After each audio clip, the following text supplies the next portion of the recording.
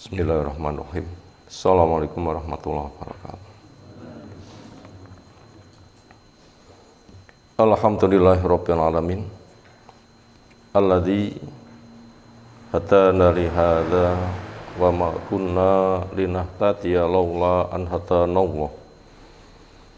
Wa asyhadu an la ilaha illallah wahdahu la syarikalah wa asyhadu anna Muhammadan abduhu wa rasuluh.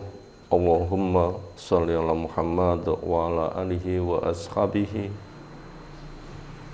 wa man tabi'ahum bi ihsanin ila yaumiddin. Ya ayyuhalladzina amanu taqullaha haqqa tuqatih wa la tamutunna illa wa antum muslimun wa ba'du. Fa inna asdaqal hadisi kitabullah wa khairal hadyi hadi Muhammadin sallallahu alaihi wasallam. Syarrul umuri muhdatsatuha fa inna kullu muhdatsatin bid'ah wa kullu bid'atin dhalalah wa kullu dhalalatin finnar. Ayol ikhwah akramana subhanahu wa ta'ala. Insyaallah kita masuk hadis yang ke-239 dari 1000 hadis hafalan. Temanya ukuran tubuh Nabi Adam alaihi salam. An Abi Hurairah Abdurrahman bin Sakhar ad-Dawsi radhiyallahu anhu anin nabiyyi sallallahu alaihi wasallam qala khalaqallahu Adama. Allah mencipta pada Nabi Adam alaihissalam. Wa tuluhu, tingginya, situna dhira'an, 60 dhira'. Satu dhira' itu ujung siku sampai ujung jari, naik turun sekitar setengah meter. Kalau 60 berarti ada 30 meter. Tinggi sekali. Anak turun berikut-berikutnya menyusut, mengkeret di sekitar kita 180 sudah tampak sangat tinggi. Nabi Adam 60 dhira', 30-an meter. Semakal kemudian Allah firmankan, idhab fasallim ala ulai minal malaikah. Ya Adam, berangkatlah kamu, salim, fasallim, sampaikan salam, ala ulaika, kepada mereka minal malaikati, dari malaikat. Nabi Adam dicipta di surga. Malaikat pun juga ada di sana. Suganya tidak ada perincian pemahamannya, apa yang dipahami dari makna surga. Sampaikan salam kepada mereka malaikat. Wastami ma yuhayyunaka, maka dengarlah apa yang mereka memberikan balasan salam kepada kamu.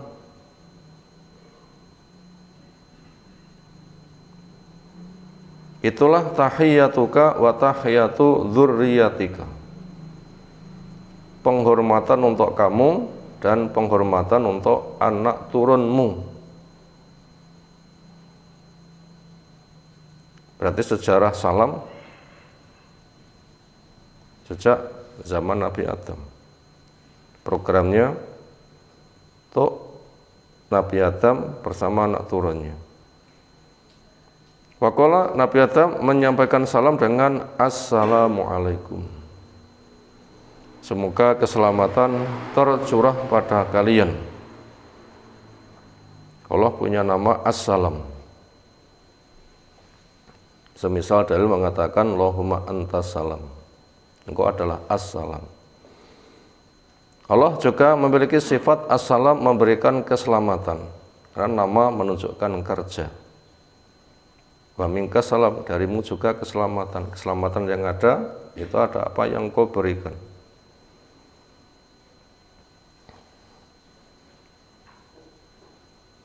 Berarti doa supaya malaikat diberi keselamatan. Itu penghormatan. Waqalu, apa jawaban malaikat? Assalamualaikum warahmatullah. Keselamatan semoga tercurah kepada kamu, demikian juga rahmat Allah. Fazatuhu, maka malaikat memberikan tambah dengan warahmatullah. Rawal Bukhari, Imam Bukhari meriwayatkannya. Apa saja pelajaran yang bisa kita ambil dari hadis di atas? Pertama, tentang pemberitahuan perkara gaib. Ada, cuma indera kita enggak menjangkau. Baru tahu ketika ada pemberitahuan. Allah lah yang alimul ghaibi, zat yang tahu perkara gaib. Kepada siapa Allah beritahukan, Allah yang menghendaki. Termasuk pemberitahuan dari perkara gaib adalah tentang postur Nabi Adam pertama dicipta. Itu adalah 60 dirok 30-an meter. Itu semua sebagai ujian pembuktian keimanan, karena tanda orang yang beriman adalah yu'minuna bil ghaibi, iman kepada yang gaib, yang diberitahukan dengan wahyu. Maka siapa yang menolaknya hanya semata ngecek dengan akal dari ahli purba kala, ternyata enggak mendapatkan, maka mengatakan enggak ada.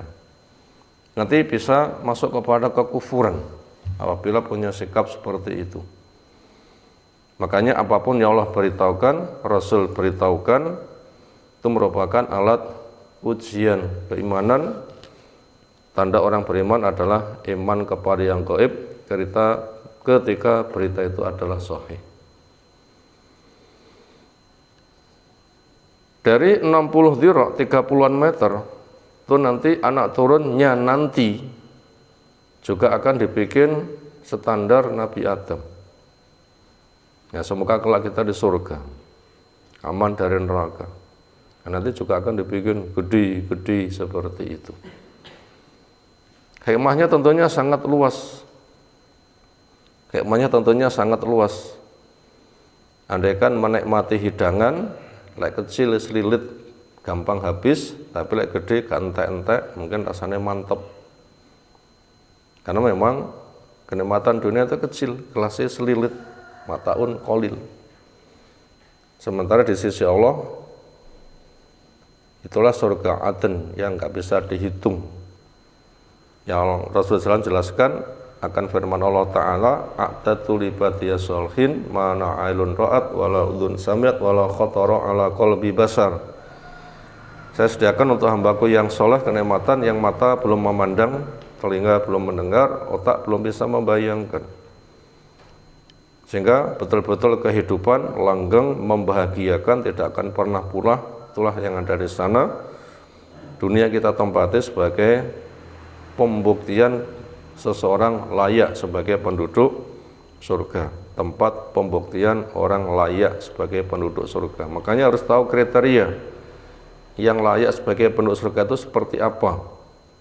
Itulah surah Al-Asr ada sebutkan 4 kriteria layak penduduk surga, yaitu iman, ilmu bertauhid, amal soleh berarti taat, menegakkan sholat, setelah itu dakwah, sehingga ilmu semakin luas, lalu istiqomah. Nah, siapa yang punya itu layak sebagai penduduk surga. Nah, semoga kita layak sebagai penduduk surga. Itu yang pertama. Lalu yang kedua, penghormatan tahiyat ini memiliki nilai penting. Karena manusia memiliki bawaan egois, ngepene awake dhewe. Orang lain sering menjadi korban, apalagi orang itu berkuasa, seolah berlaku hukum rimba. Siapa yang berkuasa merekam menguasai pada yang lain, padahal masing-masing memiliki hak yang sama. Makanya untuk menjaga kerukunan menyampaikan salam ini perkara penting. Karena pesan Nabi SAW, kalian tidak masuk surga kecuali kalian sebagai mukmin. Kalian tidak bakal mendapatkan iman yang sempurna sehingga saling mencintai sesama mukmin. Maukah kamu tunjukkan sebuah perbuatan bila kamu kerjakan kamu nanti saling mencintai? Tentunya para sahabat menjawab iya. Karena dengan saling mencintai nanti akan kokoh, entah kokoh persaudaraannya, kokoh keamanannya, kokoh akidahnya, kokoh masa depannya.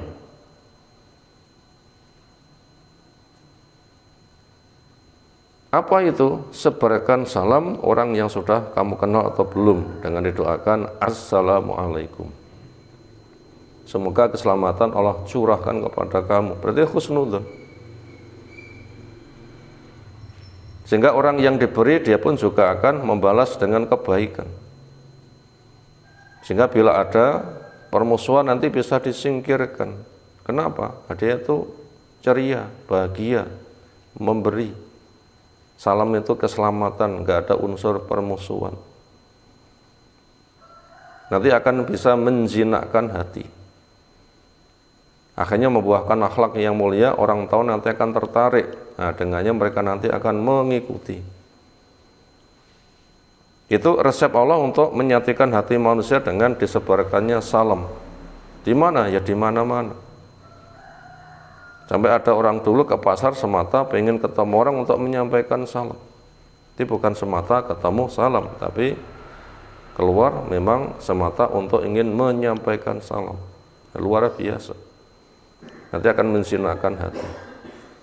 Sehingga dengan hati yang tertata, pemikirannya lurus, husnudzon, objektif, sehingga bila ada masalah nanti fitrahnya yang akan bekerja.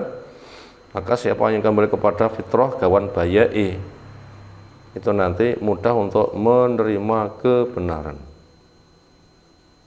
Karena permusuhan itu adalah karena persaingan, karena hasad. Nah, sementara hasad itu permasalahannya orang lain punya kelebihan yang tahu nggak suka. Nah, ternyata orang menyampaikan salam itu senang berbagi. Diawali dengan berbagi sedekah terkecil, yaitu ceria, salam, nanti bisa sedekah yang lebih gede lagi. Sehingga nanti bisa menjinakkan. Abu Bakar pun juga ketika berbagi bukan semata kepada mereka yang sudah jelas beriman. Kepada mereka yang kafir pun juga pernah memberikan bantuan. Makanya ketika terjadi pengiriman delegasi di perjanjian Hudaybiyah, utusan dari Quraisy ada yang mendekat Nabi, kemudian tidak memberikan penghormatan dengan memegang jenggot Nabi, langsung ditolak oleh Abu Bakar dan dikata-katai oleh Abu Bakar. Ya tanya siapa dia? Abu Bakar. Oh, Abu Bakar. Andaikan bukan karena dia punya jasa kepada saya, akan saya balas. Tapi karena punya jasa, ya sudahlah. Akhirnya nggak tahu balas. Itu bisa mengendalikan permusuhan, pemberian, dimulai dengan salam. Kemudian diupayakan siapa mendapatkan salam memberikan penghormatan lebih, minimal Assalamualaikum, Waalaikumsalam. Bila tambah dengan warahmatullah lebih bagus, ditambah dengan wabarakatuh sempurna. Bentuk syukur itu dengan cara menambah-nambah, maka anjurannya adalah pesan Allah Ta'ala, wa idza khuyyitum bitahiyatin fahayyum bi ahsaniha. Bila kamu dihormat dengan sebuah penghormatan, maka beri penghormatan yang semisal atau malah lebih baik. Nah, ternyata dipelopori malaikat ketika membalas salam dengan diberikan kelebihan, disalami Assalamualaikum, dibalas dengan Waalaikumsalam warahmatullah. Sehingga dengan demikian nanti akan semakin terajut hati, disitulah akan terjadi persatuan, kesyukuran iman, sehingga hilang persengketaan. Demikian hadis yang lain insyaallah kita kaji menyusul. Subhanakallahumma bihamdika asyhadu an la ilaha illa anta astaghfiruka wa atubu ilaik. Assalamualaikum warahmatullahi wabarakatuh.